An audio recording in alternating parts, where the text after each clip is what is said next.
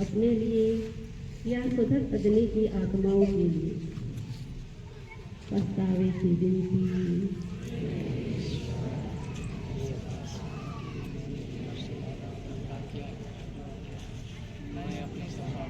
याजकों के पास जाकर कहा, यदि मैं ईसा को आप लोगों के हवाले कर दूं तो आप मुझे क्या देंगे? इसके तुम्हें क्या चाहिए? चांदी के 30 सिक्के। सामने ले आओ। उस समय से यूदस ईसा को पकड़वाने का अवसर ढूंढ रहा था। जब ईसा अपने शिष्यों के साथ गेत्सेमनी नामक बारी पहुंचे तो वे उनसे बोले, तुम लोग यहाँ बैठे रहो, मैं तब तक प्रार्थना करने जाता हूँ। वे पेतरुस और जबेदी के 2 पुत्रों को अपने साथ ले गए। वे उदास तथा व्याकुल होने लगे और उनसे बोले, मेरी आत्मा इतनी उदास है कि मैं मरने को हूँ। यहाँ ठहर जाओ और मेरे साथ जागते रहो। वे कुछ आगे बढ़कर मुंह के बल गिर पड़े और उन्होंने यह कहते हुए प्रार्थना की, मेरे पिता, यदि हो सके तो यह प्याला मुझसे टल जाए, फिर भी मेरी नहीं बल्कि तेरी ही इच्छा पूरी हो। तब वे अपने शिष्यों के पास गए और उन्हें सोया हुआ देखकर पीतरुस से बोले, क्या तुम लोग घंटे भर भी मेरे साथ नहीं जाग सके? जागते रहो और प्रार्थना करते रहो, जिससे तुम परीक्षा में ना पड़ो। आत्मा तत्पर है परंतु शरीर दुर्बल। देखो, वह घड़ी आ गई है जब मानव पुत्र पापियों के हवाले कर दिया जाएगा। उठो, कहते हुए संकेत दिया था।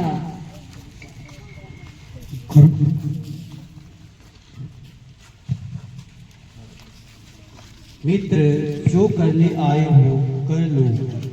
तब लोग आगे बढ़ आए और उन्होंने ईसा को पकड़कर गिरफ्तार कर लिया।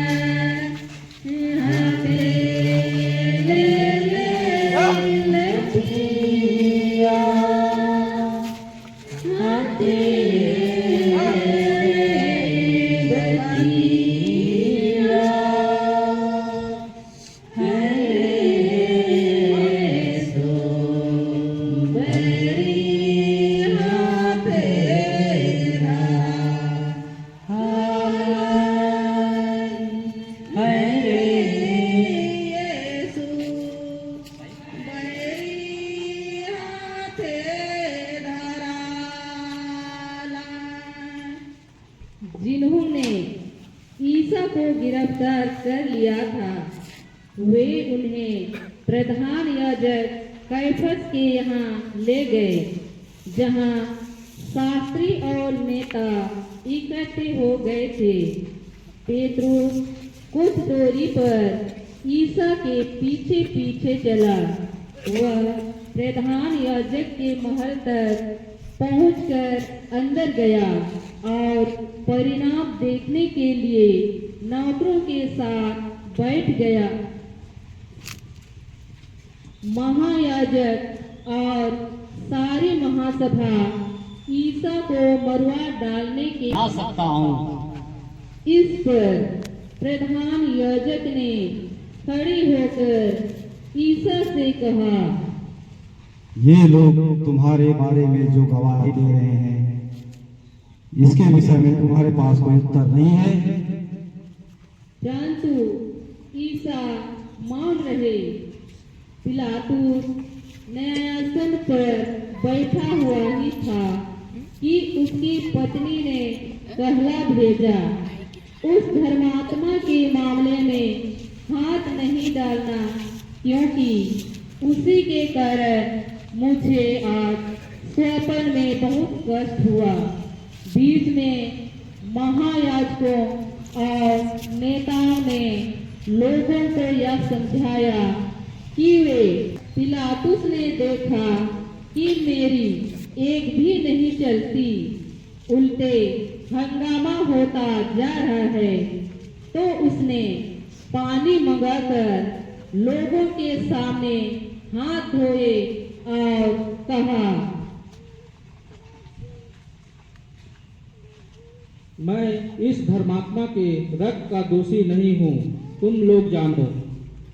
और सारी जनता ने उत्तर दिया, इसका रक्त हम पर और हमारी संतान पर। आजाद हो गया।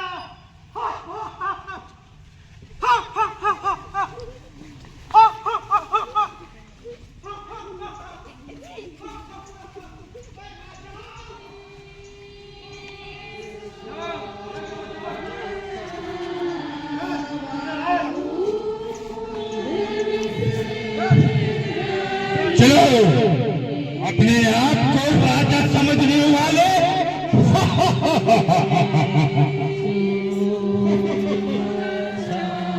मंदिर को 3 दिन में खड़ा करने वाले,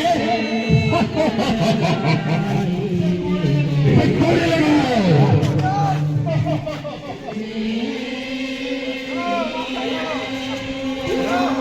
चलने नहीं पा रहे, घोड़े लगाओ।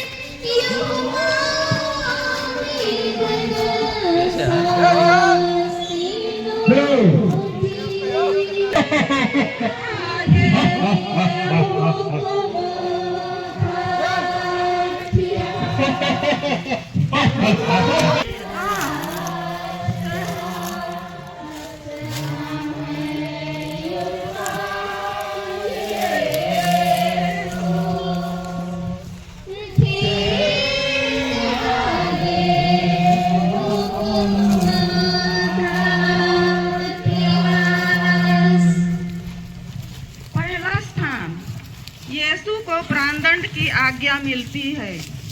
हम तेरी आराधना करते हैं हे ख्रिस्त, और तुझे धन्य कहते हैं क्योंकि तूने अपने पवित्र क्रूस के द्वारा इस दुनिया को बचाया। महायाजक और जनता के नेता यीशु को बांधकर पिलातुस के पास लाते हैं। पिलातुस अपने न्यायस्थान पर उस जगह जो लियोस, त्रिथोस और इब्रानी में गबत्था कहलाती है, बैठ गया। पास्का की तैयारी का दिन था, लगभग दोपहर का समय था। पिलातुस ने यहूदियों से कहा, यही है तुम्हारा राजा। क्या मैं तुम्हारे राजा को क्रूस पर चढ़ा दूं? महायाजकों ने उत्तर दिया, कैसर के सिवा हमारा कोई राजा नहीं। तब पिलातुस बड़े अन्याय से ईसा को प्राणदंड की आज्ञा देता है और क्रूस पर चढ़ाने के लिए उनके हवाले कर देता है। विनती, हे यीशु, मुझे प्राणदंड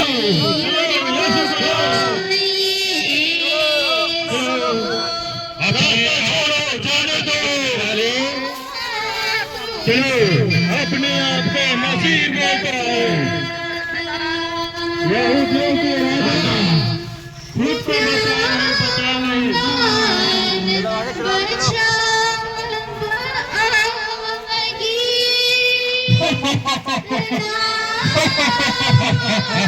अपने आप को बचा ले, अपने आप को बचा ले। 3 दिन में मंदिर खड़ा करने वाला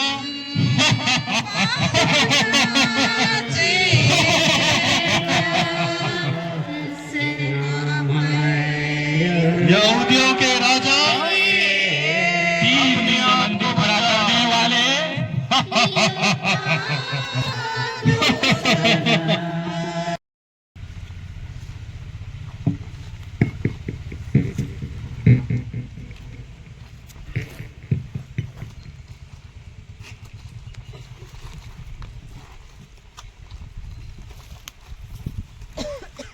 यहूदियों के राजा वे उन पर थूकते और मारते हैं।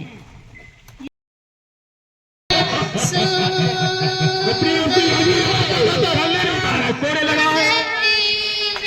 3 दिन में मंदिर खड़ा करने वाले।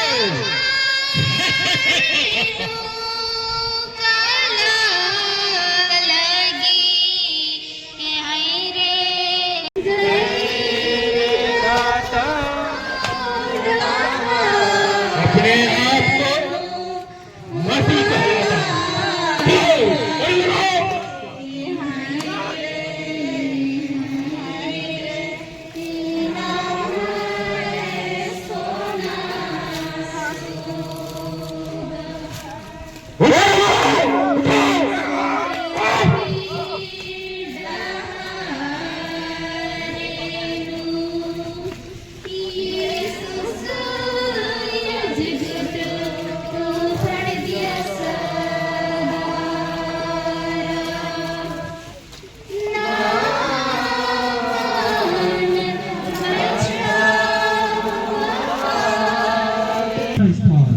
यीशु पहली बार क्रूस के नीचे गिरते हैं।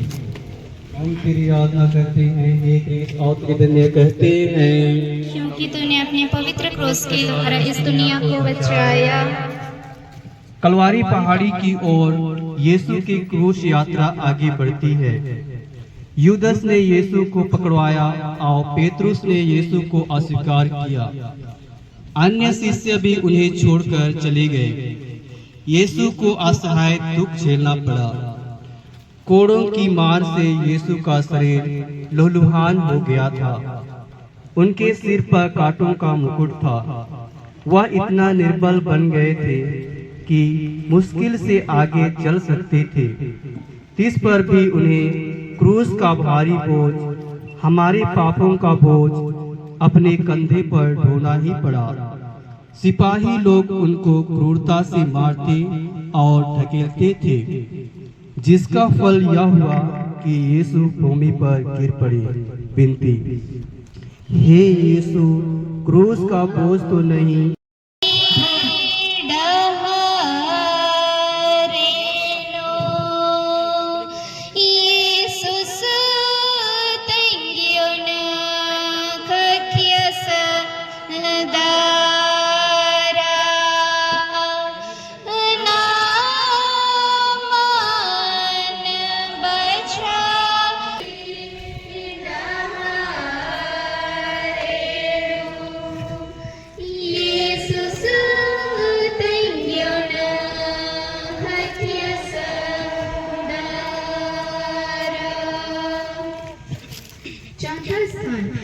यीशु और उनकी दुखी माँ की भेंट।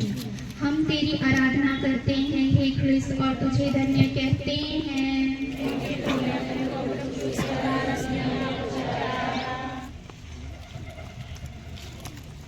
स्त्री कहाँ जा रही है? रखो से।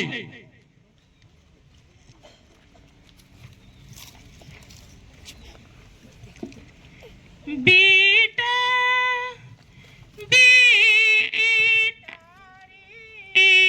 सोना मोर का दशा तोरा भी का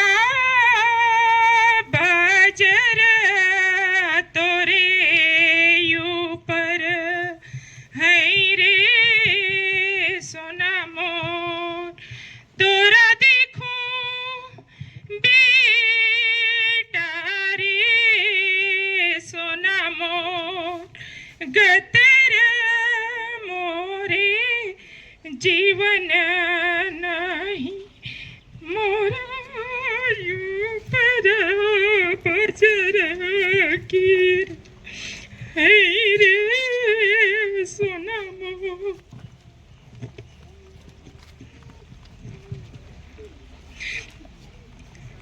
मारल दुनिया छतिया मोरा है रे दुनिया तोरा नीठुर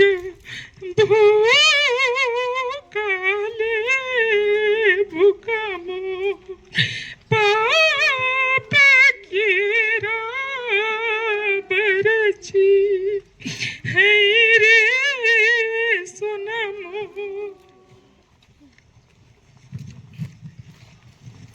क्रूस के नीचे से उठकर यीशु फिर से क्रूस ढोने लगते हैं और धीरे धीरे वे उस जगह पहुंचते हैं जहां उसकी पवित्र मां अपने पुत्र की राह देख रही थी।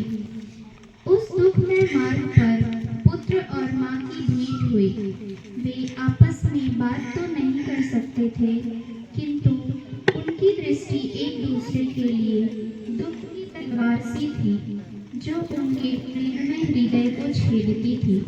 विनती। हे मधुर यीशु, उस बड़े दुख के द्वारा जिसको तुझे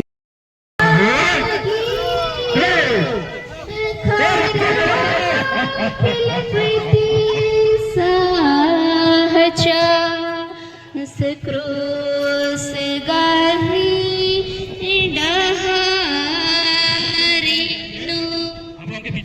सीमोन युरबासिनी पड़ीसियास।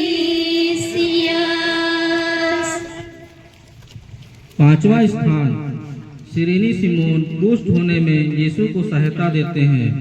हम तेरी आराधना करते हैं हे क्रिस्त और तुझे धन्य कहते हैं।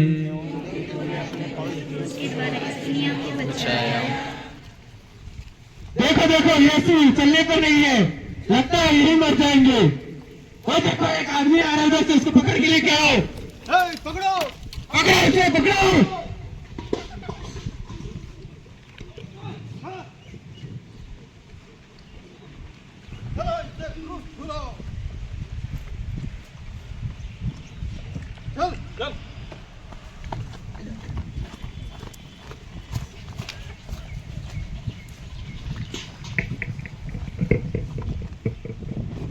सिरेनी सिमोन यीशु के क्रूस के बोहे के मदद कर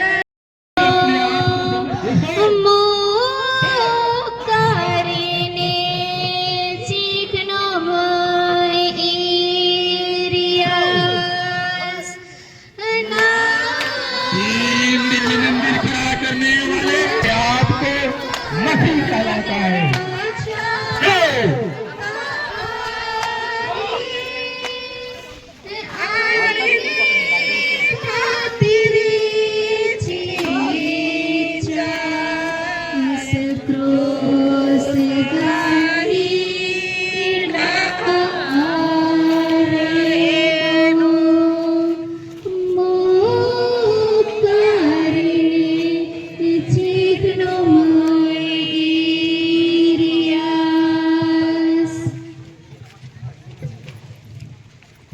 आठवां स्थान यरूशलेम की स्त्रियां यीशु के लिए रोती कलपती हैं।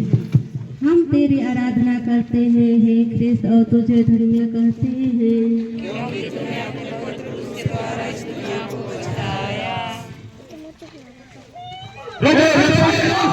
इधर आ रही है, रोको।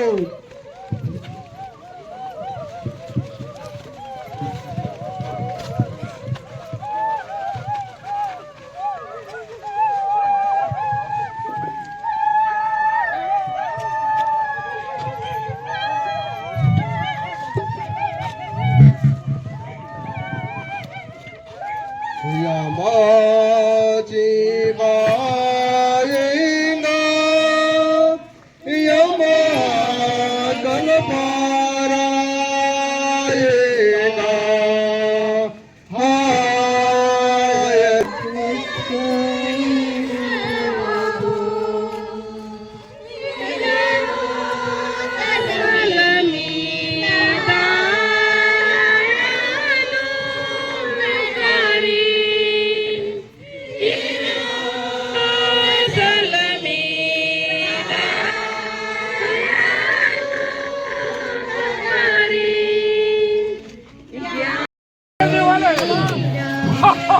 कोने लगा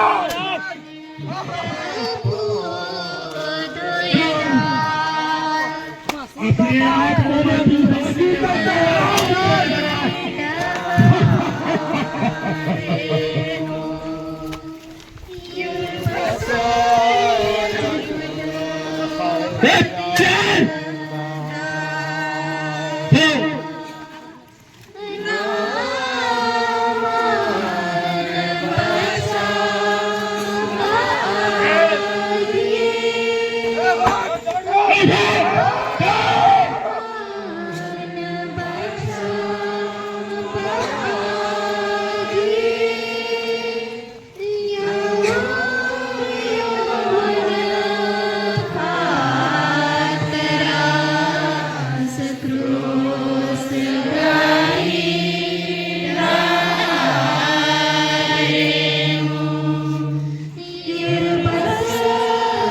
नावा स्थान यीशु तीसरी बार क्रूस के नीचे गिरते हैं। हम तेरी आराधना करते हैं हे क्रिस्त और तुझे धन्य कहते हैं।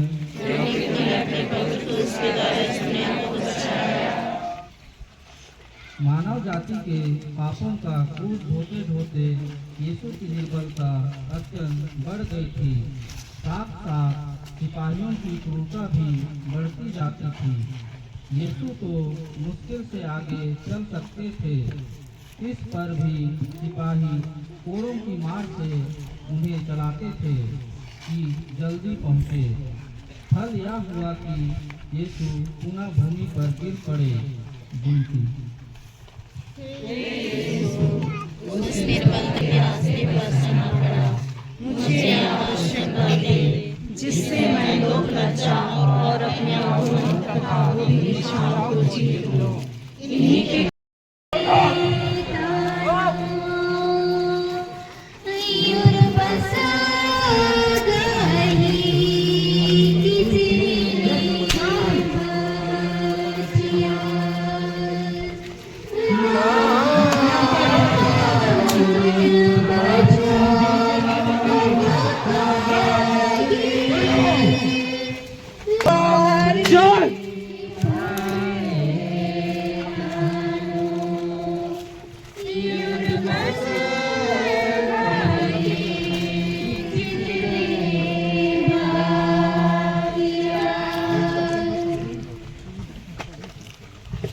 दसवां स्थान यीशु के कपड़ों को उतारते हैं। हम तेरी आराधना करते हैं हे ख्रिस्त और तुझे धन्य कहते हैं। तलवारी पहुंचने पर सिपाही लोग यीशु को क्रूस पर ठोकने की तैयारी करते हैं।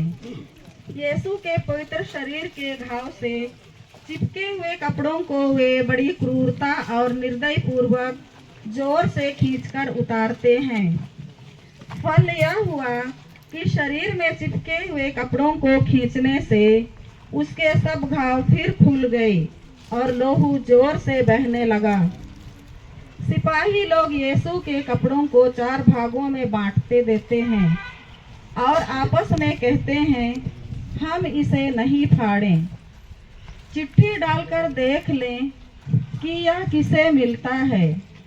इस प्रकार धर्म ग्रंथ का यह कथन पूरा हो जाता है। उन्होंने मेरे कपड़े आपस में बांट लिए और मेरे वस्त्र पर चिट्ठी डाली। विनती हे निर्दोष यीशु, इस नए दुख के पुण्य फलों के द्वारा मुझे यह कृपा दे कि मैं दुनियाई और शारीरिक चिंताओं को त्याग दूं और अपना पूरा प्रेम तुझी पर रख दूं। तू ही मेरे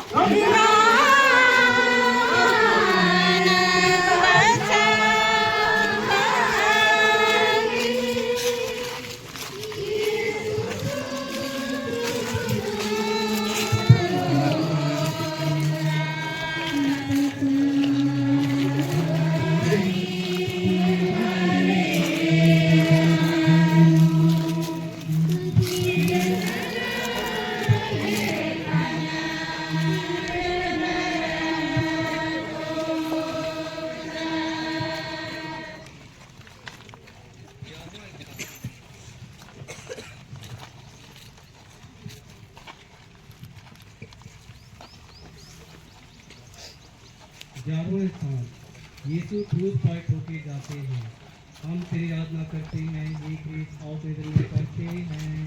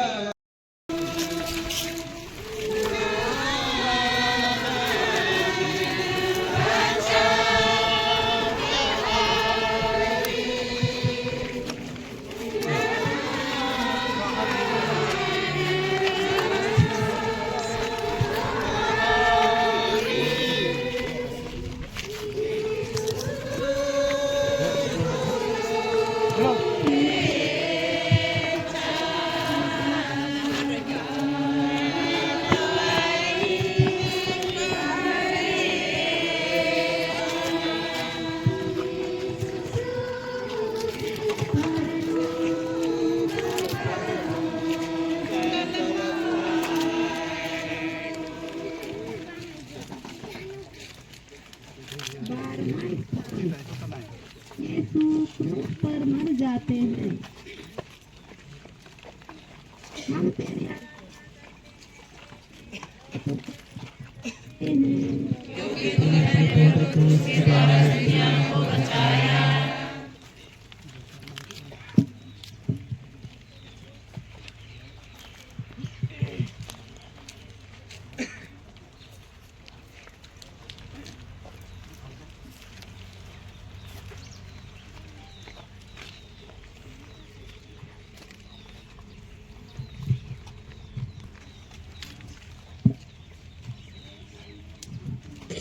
हे सोना बेटाएंगे ये मेरे दसानींगे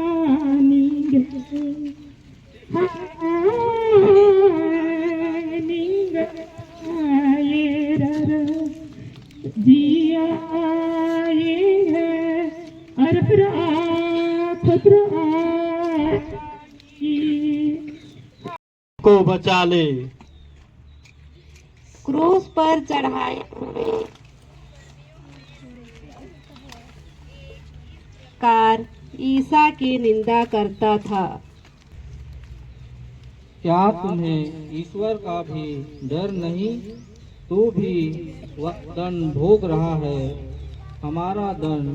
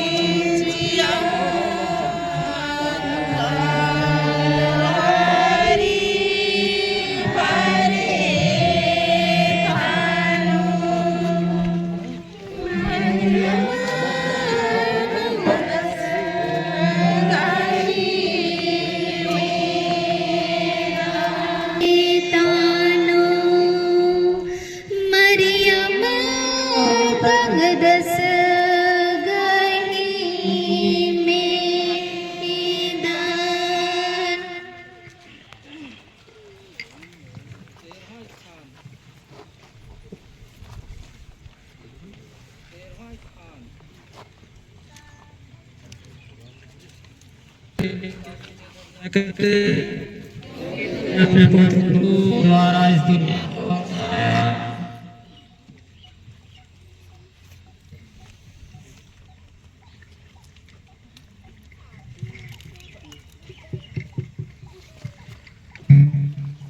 को हो रे सोना बेटा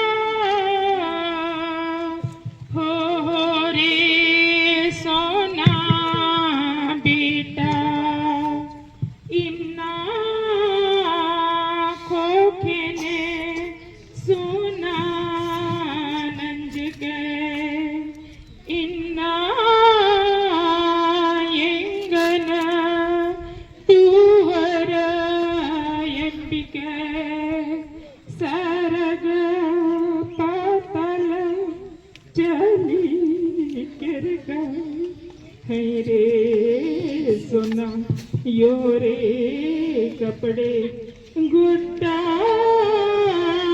दुनिया ये है बिड़ी दो के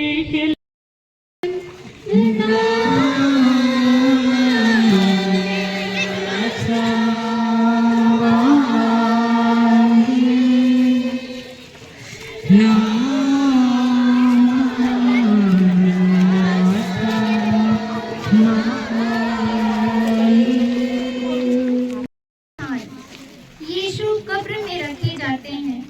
हम तेरी आराधना करते हैं हे क्रिस्त और तुझे धन्य कहते हैं क्योंकि तूने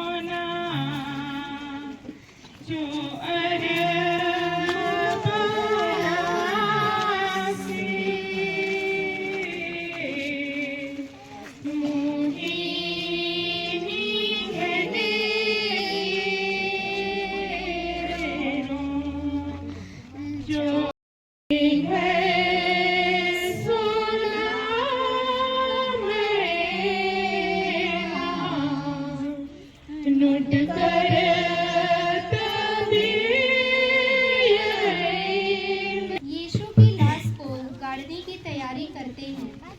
यहूदियों की दफन की प्रथा के अनुसार वे उसे सुगंधित द्रव्यों के साथ छालटी की पट्टियों में लपेटकर पास वाली बारी में पत्थर में खुदी हुई नई कब्र में रख देते हैं। मरियम उनके साथ जाती है और अपने हाथों से कब्र को ठीक करती है। फिर कब्र बंद करके सब कोई वहां से बड़े दुख में चले जाते हैं। विनती, हे यीशु, मैं तेरे कब्र का पत्थर बड़े कड़ी से चूमता हूं। तू तो तीसरे दिन फिर जी उठा। मैं हाथ जोड़कर तुझसे विनती करता हूं कि तेरे जीने द्वारा मैं भी तेरे समान मन्ना और प्रताप में जी उठूं। इस बात की मैं स्वर में सदा से सहयोग करूंगा और अनंत काल तक तेरी स्तुति करूंगा। हे यीशु, मैं तुझे प्यार करता हूँ। मैं सारे हृदय से पछताता हूँ कि मैंने पाप किया है। ऐसा कर मैं कभी तुझसे अलग न हो जाऊं। पर सदा तुझे प्यार करूं। जैसा तू चाहता है वैसा ही